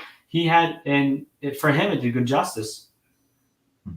Psychedelics encourage altered mental states. That they do. Yes, they can get chaotic, and you may lose some control of it. But I'm not saying there's no legitimacy to that, because you can open different channels in one's mind. Well, also too is you have to subtract yourself from the addiction, wanting to do it and be addicted to it, and overly obsessing and doing it. That's the problem, and. That's why people are alcoholics and stuff like that. Don't become a psychedelic. If it replaces your natural serotonin, and it's not produced as much, then the addiction. They want that fix again. But they don't see. But Native Americans. Sorry, I almost said the improper, unpolitical word. But Native Americans don't have powwows. Indigenous people don't have powwows all the time. Right. That's a once every so often thing, and that's when they would have that experience, so it makes sense. Remember that song, Cherokee Nation? Yeah. I wear a shirt and tie. Red man deep inside. Bum, bum, bum, bum. That used to be very rousing and spiritual. I also know. I am of a certain age. I remember seeing Davy Jones and fan make. My sister. But I also know the song Puff the Magical Dragon Down by the Sea as well. Magic Dragon live by the sea. A Lucy in the Sky with Diamonds. I mean, just that's because John Lennon's son, Julian Lennon, just drew a picture and said, "That's Lucy in the Sky with diamonds." So it had nothing to do with drug culture. Of course not. I love Peter. And they never pretended Paul was dead. Peter's awesome. Peter says it opens up people's intuition, etc., but thankfully her abilities came through without drugs. Ha ha ha. See, I'm not supplying or denying that fact but we could read so much into your phraseology tonight. I'm not supplying. I'm not supplying. Nor am I denying. I'm not denying you, but I'm not supplying. It's awesome. What if you play the show backwards? Are we gonna be getting messages? I think it's gonna be like the Beatles album when you play a reverse. Yeah, there you go. Or it'll sound like Carl's cat noise. Yeah. Oh yeah. Or maybe we'll get that. Sounds like reverse. That's as amusing as that story is to me, and even encouraging. It's frustrating because I can't play it it's fun to hear, but to hear that sound was astonishing. Yeah. It wasn't a language, but it was trying to be. That's what I thought. It's trying to it's getting through somehow. Right. I love Ashley's cocaine thing with Jimi Hendrix. Hey, he was a legend, but he also died very young. But also, too, talk about Jimi Hendrix. Janis Joplin was another druggie, and look at her capability. Are you talking about that club? Yeah. You know, they were founding members of the 27 Club. Yeah. What you're phrasing now, alluding to? Yeah. 27 Club. So many people, like Kurt Cobain, died when they were 27. Jim Morrison. Hey, that was between you and I. I'll get you mushrooms later for you. I'm just kidding. Shroom away. I did receive some of those at an outdoor a campsite one time. I was trying to get sleep. I just knew, and it was a full moon. I just knew it would keep me awake. Well, come on, you know it was at band camp. We don't tell people the real way to get a demonology badge. We actually go to band camp. We play the flute or the clarinet, and that's how we become demonologists. The trumpets. Well, I don't know if anybody has seen that classic and immortal film. I put it right up there with Citizen Kane, Gone with the Wind. The Trial of Billy Jack. Tom McLaughlin. Yeah. The Trial of Billy Jack. There's a lot of that in a rite of passage of it. Actually, it is an amusing film, I thought. You know, because Billy Jack goes through a rite of passage, and it's a very spiritual experience for him. But he plays it out. He plays a double of himself, and But see, we're not serious all the time. I've been completely serious. I've been banal through all. You've been banal. Serious. Sorry, Carl. Hey, we've seen you guys having drinks after the Potographs for Pooches event, watching some MMA. Well, I don't drink. Hit Carl. I will drink. Right. I will take. I was having drinks. Yes. Other people having drinks. Yes. We saw you while we were drinking. Yeah. Yes. Yeah. I was doing. If you don't remember, I was on the laptop doing homework and watching the UFC fights. Yeah. You were the color commentator. Oh man, I get so into. I'm the one that bought the fights, man. I get so into it. I see everybody loves their football, their soccer, their hockey. To me, it's MMA, man. Like I have Japanese conjuring, all my tattoos. Like I have an oni on me, talking about demons over here. Like my whole body, I have over 14 tattoos. My whole body is literally Japanese. Interesting. Nothing else. I'm a huge Star Wars nerd. I should have like the Rebel. He can enter any temple in Tokyo. I should have the Rebel and Imperial insignia on me and all this. There you go. I have Japanese folklore and Japanese conjuring. I love if I wasn't so into Christianity and that kind of centric, and I wasn't of Western culture, I probably would be a Buddhist or something, or a Shintoist, into Shintoism, because I really love Eastern culture. And like I say it over and over again on every show I do because it needs to be known. Hinduism is the oldest modern day religion with 4,400 years behind it. So there you go. Nice. Yeah. I mean, I grew up in my beliefs have changed throughout the years. I grew up, my father was a pastor, and the unfortunate thing, I just saw a lot of the politics of the church, which really kind of downed me as I was growing up, and seeing how it kind of tore him up, and we kind of broke away from the church and just started kind of going in our own separate journeys and paths. So, but for me, I grew up in the Assemblies of God church, where everything was demonic and satanic. I couldn't play with Transformers because they were satanically possessed robots. I'm like, really? We're kids. We just think they're cool robots that turn into people and talk, and they battle each other. So it's just like I grew up in a weird Christian experience where it's like over the top, radicalism, everything is Satan. So like when I was thrown into that later, I was thrown into that when I was in my 20s.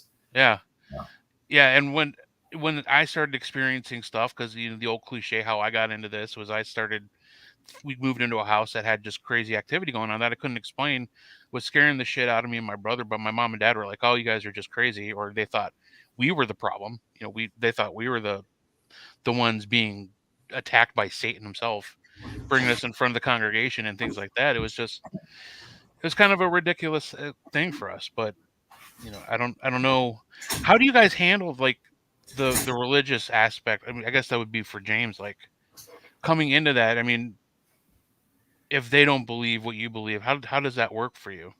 Well, that's a really good point. So like saying for you that the reason I'm no longer a deacon associated to a church is to do the fact of politics, and I'm not saying anything bad about people that I work with or anything. It's just my own doing. I rather have my faith and not have to worry about who's going to yell at me and they don't think that that's capable. You know what I'm saying? Yeah. I don't take shit from anybody, so I don't care. I don't care if you're freaking Ronald McDonald. You give me shit, I'm gonna give you the Whopper. But what's it called? You like that one? Yeah, that was good. So, but in all reality, like I'm very eclectic. Like even though I am Christian by nature, what I believe, and I believe Jesus Christ he was a historically real person. That's fact. But the one thing is like I do think that the stories of him sacrificing for his followers is true, and I definitely think that alone is a testament of how you should be as a person. Everybody won't take me out. If Carl had a gun pointed at him, I jump in the way or try to take out the person. Well, thank you, Goose. D, if you had the same thing, I'd do it. I don't care. I would try to protect somebody, even if it was my life. And I respect somebody that is willing to be known that they have been committed in the sense of being ratted out. Yeah. And then still sticking around to die for his followers so that they can survive. Yeah. I'll support that any day. And that's why I support Christianity. But I'm very eclectic. So if I deal with people that have different beliefs, if they're not Christian, I don't force the Bible down their throat. I don't tell them that they need to repent and they need to. But what I will say is they need to find a ground. If they're not religious, to have faith of some sort of structure. You don't have to be Christian and go to church. You can go to church, sit in the pews, and it's still comforting. I know a lot of people that are Christians that sit at a church, don't listen to the feng shui and do it on their own. It's peaceful to them. It's tranquility. And that's what I tell people. But if they're Buddhist or if they're the Jews, if they're Islam, if they're Hindus, Buddhists, pagans, neo-pagans, which is Wicca, if they're any of that stuff, I tell them do what's best for them. This is my advice. And I give a lot of non-religious advice. Yes, if they're Christian, I'll tell them go to church, say these prayers, say these psalms.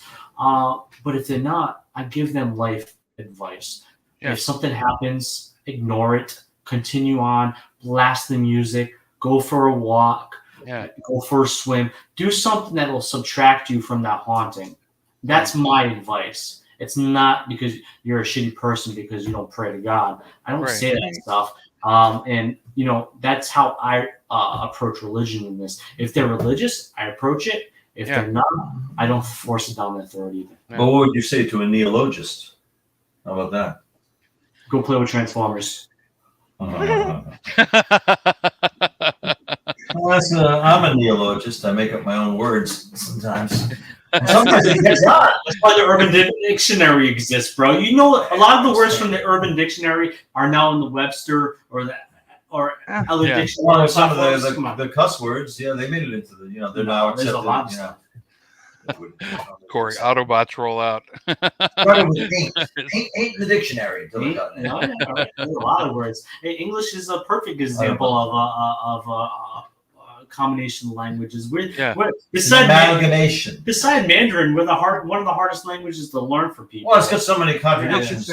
So I before E except after C except when it isn't. I know. Except when it is. Well, it's spelled the same way, but it means something different sometimes. Like that. Right. So it sounds like a lot of what you guys do is like almost in the realm of psychology or like counseling. Oh yeah, very much so. We try to take a psychological approach because that's what we are. We're thinkers. We're brain people, and analyze and all that. It's not all about the spirits. that are talked about around the campfire. You know, it's just, and Right. again, people like the simpler and more dramatic explanations Right. because as scary as they might sound, they're actually comforting. Wicked spirit came in. It's like you're a child and you're, Daddy, I had a dream. Well, they can't hurt you. Those dreams stay outside, because the Holy Spirit's in here. They keep them out. Yeah. That was very comforting to us as children. And it was simplistic. You didn't need to really analyze it. It was comforting. You didn't need to really understand it because what can you understand about these unseen beings? Right. Are they once us? Are they ex-people? Are they interdimensional beings? Are they a product of our, substrates of our minds? I don't know. I mean, I have a lot of ideas, but all my ideas could be shown to be wrong, and then I have to start all over again. Right. Believe it or not, I'd like it to be. My brother embraces the more direct, simplistic faith, and although he will, discuss with me and debate and analyze, and not so much debate, but analyze. But I would like it to be that simple, heaven and hell, nasty spirits, even throw in purgatory to make it more interesting. I'd like that simplicity. I want to return to that. I can't, but I would like to. Yeah, I've spoken to a lot of people who believe in ghosts, but believe what we do just as enthusiasts is considered evil. All ghosts are bad. All ghosts are demonic incantations. Because they're non-scriptural, they're impossible. So it's impossible, therefore it's unknown, therefore it's scary and potentially threatening. Right. So we just have to stay But away if you're a Christian, it's okay to believe in the Holy Ghost, right? So it's like that's something that's always put on my mind. But we're kind of getting those last few minutes here, guys. That really went fast, and it's a really great show. Thank you so much. I want to give you guys. It's been a pleasure for us. This seems like an hour at most, not even 2 hours. Yeah. I want to let you guys have a little bit of time, though. If you have anything you'd like to promote or anything coming up that we can watch out for you. I know you guys are busy. We tend to keep it. We're not as busy as we were like a month ago and the month before that, but we will be again. We make certain appearances. We're looking for bookings for local lectures if we can get those. And we'll probably both be in Gettysburg in mid-August. That'll be a big thing. The Gettysburg Bash, right? The Gettysburg Battlefield Bash. Yeah. Battlefield Bash, right? Yeah. We'll also be in New Jersey Para Unity the 23rd. We'll be we're big, so we have a very kind of small summer schedule because I have a baby due in July. So congratulations! Right. You know about that, didn't you? Yeah. Now the world knows because your show has such a. So I haven't really Carl or I have really booked too much. Sure, that makes sense. As duo, I think we have like a few small, maybe. Like if you had asked us in January or December, I would have said, I don't want to think about it. I don't want to talk about it. But we have so September is when we get really busy. All of October we're busy, but September 3rd we're doing an event at David Stewart Farm in Gettysburg. September 10th we're going to be at Wildwood Sanatorium. Oh, cool. September 17th we're going to be in San Antonio, Texas. Oh, wow. And then October 8th I'm going to be in Arizona, and then. Maine Parafest October 15th. Oh, that's right. October 22nd, we're going to be at Sleepy Hollow Paracon, Sleepy Hollow, New York. Oh, cool. And then the grand finale of October, which is Halloween weekend. Yes. Carl's been announced, but why the hell not? I'll say something anyway. I hope I don't get in trouble. But Carl's going to be at the Warrens Paracon. We are. It's all over Facebook, so I haven't been announced yet. But one thing is hopefully Dan's not watching this, but Carl and Keith are going to be doing a panel, and I'm the moderator. He likes to save things for surprises. Basically that caps off us for that November. One thing I want to talk about, and I try to get Carl on it, but he doesn't want to go with me. I'm actually doing a bucket list event starting November 6th to the 17th. I'm leading a tour with Patty Negri and Father Sebastian in Romania. Oh, that, yeah. Holy cow. Castle, Bron Castle. Wow. That is awesome. We have 9 days of exploration and 10 nights to stay. I'm super excited about that. Tickets are still on sale. They're not cheap, but you get to have a tour of some of the places that you're not able to go. Vlad's Fortress, Hotel Transylvania. As a paranormal enthusiast, if I had ever the chance to do something like that, I could be done and be happy with the rest of my life. You're afterglow. I cannot wait. We were actually supposed to do it this month. It was actually May. It was actually supposed to be last month. Okay. And I had a few friends come back because they still did a small group there. Yeah. But the larger tour was switched, especially with Patty, Father Sebastian, and myself, was switched to November because of what's going on in Ukraine right now. Even though Moldova splits Ukraine and Romania. Moldova. There's a little piece of Romania that is still connected to Ukraine. So they kind of delayed it because they knew people would be scared away from the war. That's being disputed. Yeah. Right. Yeah, that would be. But so that's we have a long thing. We have a long. If you are interested in finding any of those events or the future events we have, I know we have an event in December that hasn't been announced yet, but it's going to be a Christmas Carol based event where we're going to do excerpts of that. Yes. Charles Dickens, nice, which was a prolific ghost hunter himself, of the Ghost Club. Sure. And that's not announced yet, but we also have, I think we just agreed upon something with a local event with Buddy Thayer and King Mike, where that's going to be announced for a local Rhode Island event, raising money for the homeless food shelter. Yes. Awesome. So, which I was involved in years ago. I'd like to return to. Yeah, so we're going to be doing that again. And if you're interested in following us, Duo Demonology. If you're looking for our site, like just a basic contact for it, you can find us, ferret us out on Facebook. But as you were saying, go ahead. Well, what's our website, Carl? What did I say? Do we have it written down? Demonology.org. Spelt the modern way, DEMONOLOGY. Demonology.org. Okay. That's all you got to do. He was so surprised to find that. So you got to be kidding me. Don't you have to put like demonology.1267 or Right. It's not my fault. It's not my fault. I'm a GoDaddy champion. You got to it. Yeah.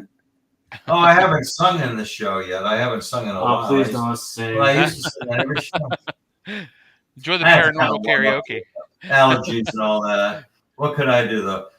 Denise, oh, with your eyes so blue. Oh my God. Denise, I've got a crush on you. Denise, I'm so in love with you. Randy and the Rainbows. And that was 1960, whatever. And that was the epilogue to the story.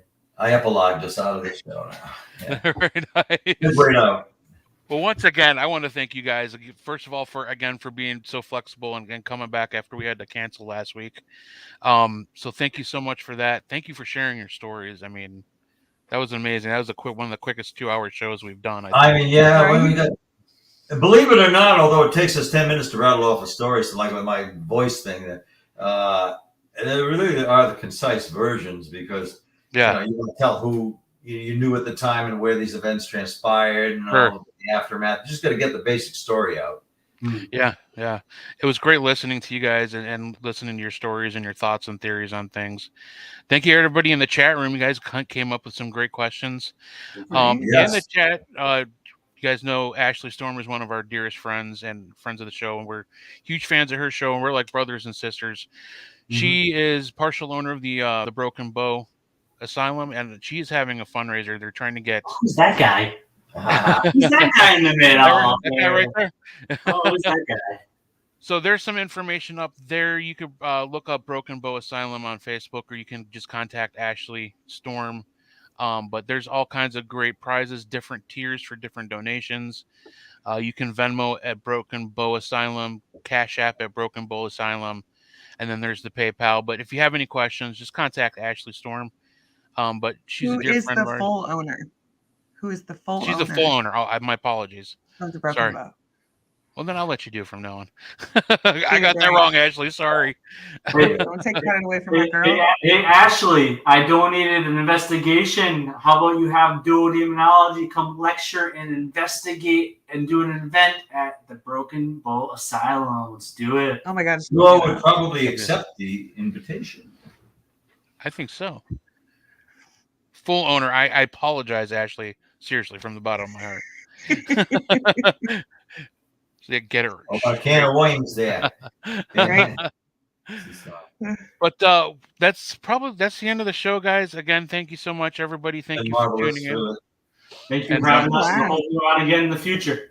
Yeah, Yeah, this was absolutely. fun. Yeah. And you guys, I'll be downloading the audio. So if anybody out there caught the end, you could hear the whole thing on Spotify, iHeartRadio, all that kind of good stuff. So Play my singing backwards. You'll see what messages you get. Stop him now. As far as our show next week, I'm having surgery next week, so I'm going to be out for a couple weeks. I'm leaving it up to Nice and Heisenberg to see what they want to do. If they want to come on and have a show. You guys were talking about maybe doing some true crime stories. I don't know. Give it a shot. Yeah. But as for me, I'm be signing up for. Yeah, I'd love to see you guys have real reactions to horror movies, which you guys refuse to watch. But that would be really cool. But I'll be back hopefully in like 2 to 3 weeks. Yeah, that's it, guys. And hopefully you deciphered my hidden message tonight. Yes, if you could decipher Carl's message, we'll don't stay up thinking about it. All right. Everybody's going to lose sleep trying to figure that one out overnight. Yeah, eyes glowing in the dark. There you go. But we'll spook you later, Crypto Heads. Thank you so much for tuning in, and we will see you next time. As they used to do in my earlier generation. Yeah. How do we take them out, Denise? Don't be an asshole. Don't be an asshole. We love you guys. We'll see you next time. Yeah. Bye.